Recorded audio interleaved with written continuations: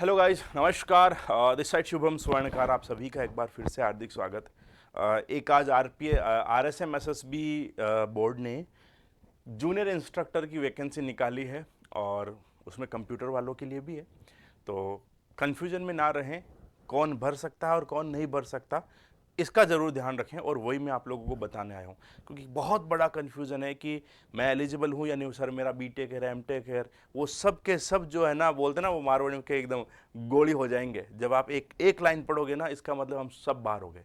ठीक है, तो वो क्या है, ध्यान से समझो। तो कनिष्ठ अनुदेशक जो है वो आते हैं सीधे सीधे आपके इंडस्ट्रियल ट्रेनिंग इंस्टीट्यूट ITI में, और यहाँ पर 4 ट्रेड है अलग अलग। एक आपका है कनिष्ठ अनुदेशक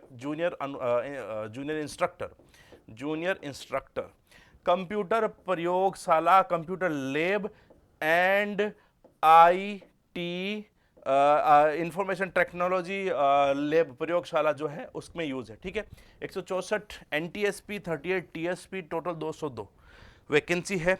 ठीक है, काम की बातें क्या है भाई, देख लेते हैं। ये CET में नहीं है, सबसे बड़ी बात तो ये है। अब CET में नहीं है लेकिन फिर भी क्या फ़ायदा, देखो भाई क्या है। तो ये पोस्टें आपको दे रखी है कि कंप्यूटर प्रयोगशाला वाला जो है उसमें टोटल 160 पोस्ट है, जिसमें जनरल 43, SC 19, ST 14, OBC 24, अतिरिक्त पिछड़ा वर्ग 6, आर्थिक रूप से कमजोर 12 और शहरिया वाला इसमें है नहीं। ठीक है, ये पोस्ट है यहाँ पर। ठीक है, अब हॉरिजॉन्टल 36 पढ़ते जाना भाई, क्या क्या आरक्षण दिया है।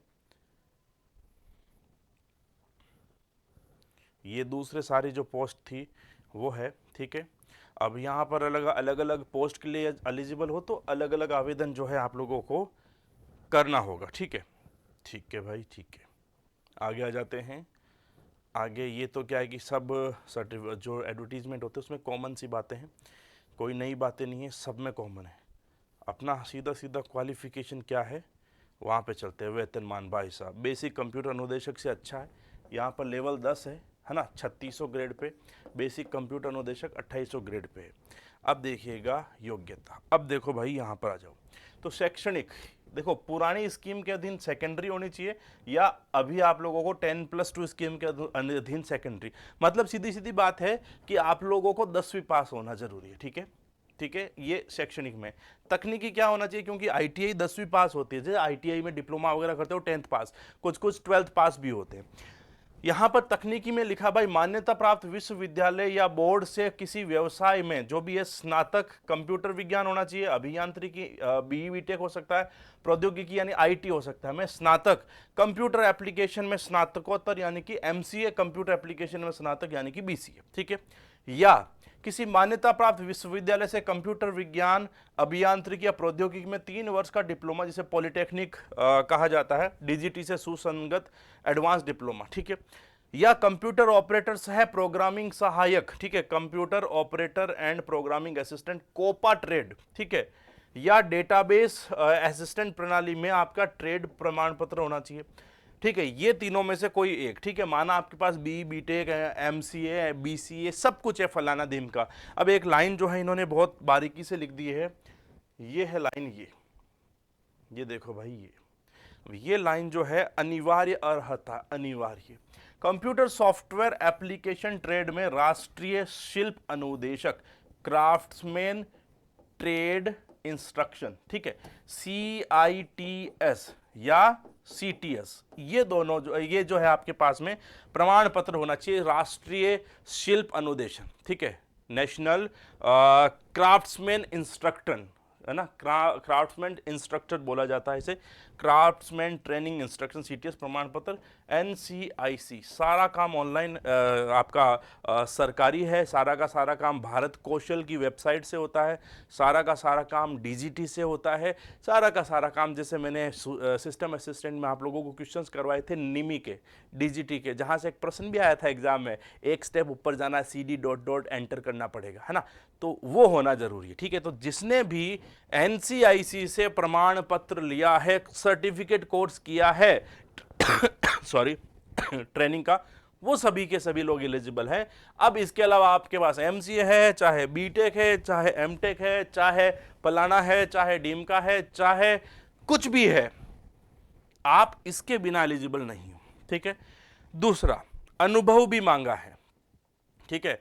अनुभव यह है कि अगर आपके पास में मास्टर डिग्री है, MCA या BTech है, तो 1 वर्ष का पढ़ाने का, ठीक है, अध्यापन पद पर, ठीक है, होना चाहिए। अगर आपके पास ग्रेजुएशन है, BCA या कोपा वगैरह है तो 2 वर्ष का, और डिग्री वगैरह कोपा है तो फिर 3 वर्ष का पढ़ाने का डिप्लोमा आपके पास होना जरूरी है, ये अनुभव जरूरी है, ठीक है।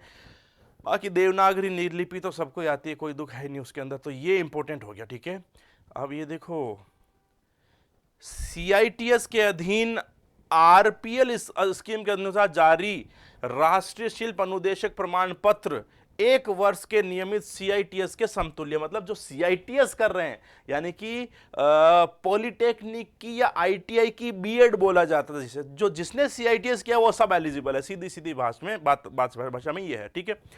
बाकी भाई साहब अन्य योग्यता तो कुछ नहीं है। राष्ट्रीयता भारत का, यहाँ का, भूटान नेपाल का है तो चलेगा। 40 वर्ष तक उम्र है आप लोगों की, ठीक है।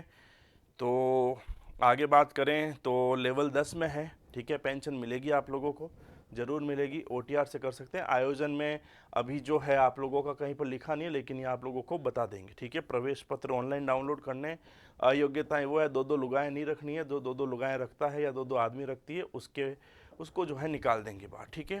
फिर उसके बाद में ये दिया है इन्होंने सिलेबस कि भाई अगर कोई एलिजिबल है, ठीक है, और वो फॉर्म भर देता है तो आपको जो है ये पढ़ना पड़ेगा। ये देखो भाई, ये देखो यहाँ पर परीक्षा की स्कीम। 40 नंबर का तो राजस्थान का GK है, और कंप्यूटर है 80 नंबर का, 120 नंबर का पेपर है। समय है आपके पास में 2 घंटे, ठीक है। बहुविकल्पीय होंगे और 40% जरूरी है। गलत उत्तर के लिए 1/3 काटेंगे, ठीक है। सामान्य ज्ञान का सिलेबस ये है, और उसके बाद में कंप्यूटर वाला सिलेबस ये है, ठीक है।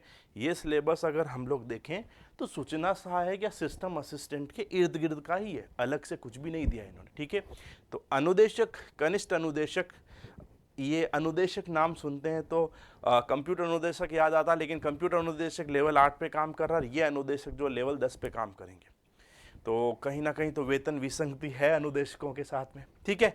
एनीवेज ये थी इंपॉर्टेंट इन्फॉर्मेशन। मिलते हैं अगले वीडियो में, तब तक ले thank you so much, bye, take care.